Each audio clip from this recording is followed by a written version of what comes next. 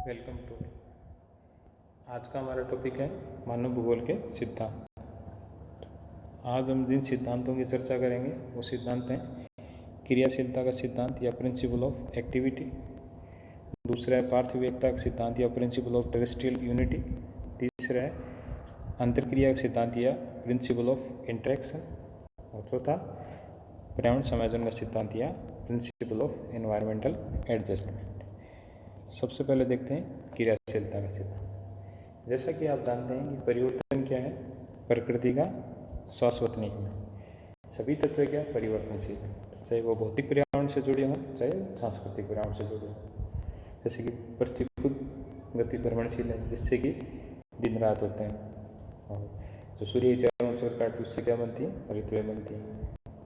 तो जैसे कि ये फर्स्ट ईयर में आपने पढ़ा था, हमने बहुत सारे जो भूआकृति स्थलाकृतियाँ पढ़ी थी, तो हमने देखा था कि कोई भी भूदृश्य स्थायी नहीं होता। वो निरंतर जो भौगोलिक प्रक्रम उस पर कार्य करते हैं उससे निरंतर क्या होता रहता है, परिवर्तित होता रहता है। तो इसी अवधारणा को क्या प्रिंसिपल ऑफ एक्टिविटी में शामिल किया गया। भूगोल में इस अवधारणा को जो फ्रांसीसी भूगोलवेत्ता थे जेम्स जीन ब्रुन्स, उन्होंने प्रमुखता से रखा। सबसे पहले ब्रुन्स ने क्या कहा कि everything around us it in a state of change, everything is growing or diminishing, nothing is really stable। अर्थात हमारे चारों ओर जितनी वस्तुएं वे सब परिवर्तनशील हैं। प्रत्येक वस्तुएं या तो विकसित हो रही हैं या उनका ह्रास हो रहा है, कोई भी वस्तु स्थिर नहीं है। फिर आगे geographical phenomena both physical and human are in a state of perpetual change and must be studied from that point of view. अर्थात भौगोलिक घटनाएं चाहे वे भौतिक हों या मानवीय निरंतर परिवर्तनशील हैं, अतः इस दृष्टि से ही उनका अध्ययन किया जाना चाहिए। तो मानव भूगोल में ये जो परिवर्तनशीलता या क्रियाशीलता का सिद्धांत है, इसको समझने के लिए हमें जो पृथ्वी की सतह है उस पर परिवर्तन लाने वाली शक्तियों को भी समझना जरूरी है। ये फैक्टर या फोर्सेज कौन कौन सी हैं? पहली है ग्रहीय गति। इसमें क्या पृथ्वी का परिभ्रमण और परिक्रमण है, जिससे क्या बनते हैं, दिन रात और ऋतुएं बनती हैं। और क्या सकती हैं, टेक्टोनिक फोर्सेज है या फिर पृथ्वी की अंतर्जात शक्तियाँ हैं। ये दो प्रकार से हो सकती हैं।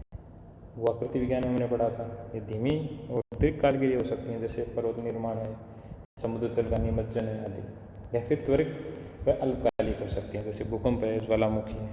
और प्रमुख शक्तियाँ क्या हैं, सूर्यतप या इंसोलेशन। मौसम में जलवायु में जो परिवर्तन का सबसे बड़ा कारण होता है वो क्या होता है, इंसोलेशन या सूर्यतप।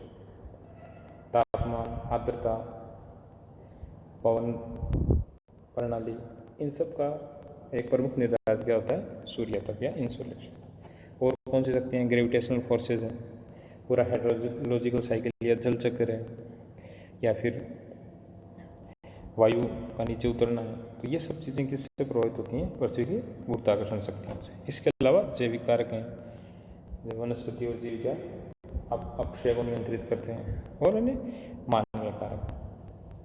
तो जिसका एक बहुत बड़ा उदाहरण आप जो जलवायु परिवर्तन के तौर पर देख रहे हो, किस प्रकार कार्बन डाइऑक्साइड के उत्सर्जन से संपूर्ण वैश्विक जलवायु का तापमान में मतलब पृथ्वी का तापमान बढ़ता जा रहा है। निर्वनीकरण एक अन्य उदाहरण है। तो इस प्रकार मानव भूगोल के अध्ययन का जो केंद्र है वो ये जो परिवर्तन है, इसका परिवर्तनशील जो प्रकृति है इस पे होना चाहिए। हमने मानव भूगोल की प्रकृति में पढ़ा था कि इसकी प्रकृति कैसी होती है, डायनेमिक या परिवर्तनशील होती है। तो उसी बात पे ये सिद्धांत जो प्रिंसिपल ऑफ एक्टिविटी है ये आधारित है। अगले सिद्धांत की ओर बढ़ते हैं, principal of terrestrial unity. Principal of terrestrial unity अर्थात पार्थिव एकता का सिद्धांत। अर्थात जो पृथ्वी के समस्त तत्व हैं वो परस्पर क्या है, घनिष्ठ रूप से संबंधित हैं। जैसे उदाहरण के लिए देखें तो पिछली कक्षा में उन्होंने पढ़ा था कि जलवायु और वायुमंडल के सभी तत्व किस प्रकार परस्पर संबंधित होते हैं। किस प्रकार जैव भूगोल में पढ़ा था किस प्रकार जो पारितंत्र है उसमें समस्त जैविक और अजैविक घटक परस्पर संबंधित होते हैं और एक पारिस्थितिकी तंत्र का निर्माण करते हैं। इसी प्रकार समुद्र विज्ञान में देखें या भूआकृति विज्ञान में देखें या मानव भूगोल के अन्य सिद्धांतों में देखें तो हमने देखा कि किस प्रकार पृथ्वी के सभी तत्व परस्पर संबंधित होते हैं। तो यह सिद्धांत सबसे पहले जो हम्बोल्ट का सिद्धांत था, एक यूनिटी इन नेचर। कौन सा सिद्धांत था? यूनिटी। हम्बोल्ट को रिटर के साथ जो आधुनिक भूगोल का फाउंडर माना जाता है, उस हम्बोल्ट ने एक सिद्धांत दिया था, उन हम्बोल्ट ने, कि यूनिटी इन नेचर, अर्थात प्रकृति एक जीव की तरह है। हम्बोल्ट मानते हैं कि प्रकृति एक जीव की तरह है, जिसमें उसके जो समस्त भाग हैं वो एक दूसरे से क्या है? संबंधित हैं। अर्थात नेचर क्या है? एक रिफ्लेक्शन ऑफ द होल, यानी संपूर्णता का एक सिर्फ प्रतिबिंबन है, और एक जीव की तरह है जिसमें उसके सभी जो उसके भाग हैं वो एक दूसरे के साथ मिलकर कार्य करते हैं। तो धीरे धीरे ये सिद्धांत इवॉल्व होता गया, और विडाल डी लाप्लास ने जो सिद्धांत है प्रिंसिपल ऑफ टेरेस्ट्रियल यूनिटी, उसका प्रतिपादन किया। उन्होंने अपनी पुस्तक प्रिंसिपल्स ऑफ ह्यूमन ज्योग्राफी में लिखा है कि the principle of terrestrial unity means the concept of the earth as a whole, whose parts are well coordinated and organized, where the phenomena follow a sequence and general laws। अर्थात पृथ्वी के एक समग्र रूप में समझना ही क्या है? मानव भूगोल का क्या होना चाहिए? अध्ययन की वस्तु होनी चाहिए, कि पृथ्वी को एक समग्र रूप में समझें और इसके भाग जो कि सुव्यवस्थित ढंग से जुड़े हुए हैं और इनका अध्ययन करना। अर्थात दूसरे शब्दों में कहें तो सभी भौगोलिक कारक परस्पर घनिष्ठ रूप से जुड़े हुए हैं। ये था प्रिंसिपल ऑफ टेरेस्ट्रियल यूनिटी। अब इसी सिद्धांत से जुड़े एक सिद्धांत का प्रतिपादन किन्होंने किया? जीन ब्रुन्स ने। जीन ब्रुन्स ने, हमने पढ़ा था इससे पहले, एक सिद्धांत का प्रतिपादन किया था, वो कौन सा था? Principle of activity. तो उन्होंने एक दूसरे सिद्धांत का भी प्रतिपादन किया जो प्रिंसिपल ऑफ इंटरेक्शन है। इसका व्युत्पन्न किससे हुआ है? ब्लास का जो सिद्धांत है principle of terrestrial unity. Brunhes क्या कहते हैं कि all physical and social phenomena are closely interrelated and well coordinated on the earth surface. Brunhes का जोर किस चीज़ पे है? कि जो समस्त जो भौतिक और सामाजिक जो घटनाएं हैं वो परस्पर क्या है?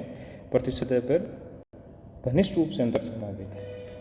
तो जो बात ब्लास ने कही थी कि पृथ्वी एक समग्र रूप में, उसी बात को आगे बढ़ाते हुए ब्रुन्स ने क्या किया कि सभी परस्पर क्या अंतर संबंधित होते हैं और परस्पर अंतर क्रिया करते हैं। यही क्या है? Principle of interaction. अब एक सिद्धांत और देखते हैं, प्रिंसिपल ऑफ एनवायरमेंटल एडजस्टमेंट। हमने पीछे कक्षाओं में भी पढ़ा है कि किस प्रकार मानव भूगोल मानव और पर्यावरण के संबंधों का अध्ययन है। तो मानव पर्यावरण से जब इंटरेक्शन करता है, अंतर्क्रिया करता है, तो क्या करता है? पर्यावरण के साथ समायोजन करता है। उसी समायोजन का अध्ययन किसमें किया जाता है? मानव भूगोल में। यह समायोजन दो प्रकार से हो सकता है, एडेप्टेशन अनुकूलन या मॉडिफिकेशन या परिवर्तन। अर्थात या तो मनुष्य पर्यावरण के साथ क्या कर सकता है? अपना अडेप्ट कर सकता है, अनुकूलन कर सकता है, और दूसरा क्या कर सकता है? पर्यावरण में परिवर्तन ला सकता है। तो ये दोनों ही प्रक्रियाएं चलती रहती हैं, और जैसे जैसे तकनीक बढ़ती जाती है वैसे वैसे पर्यावरण को मॉडिफाई या परिवर्तित करने की मानव की क्षमता में वृद्धि होती है। तो कितना अनुकूलन करता है या कितना मॉडिफिकेशन कर सकता है, ये हम आगे की कक्षाओं में नियतिवाद और संभववाद, जो मानव पर्यावरण संबंध के जो दो उपागम हैं, उनका अध्ययन करेंगे, तब विस्तार से जानेंगे। ठीक, धन्यवाद।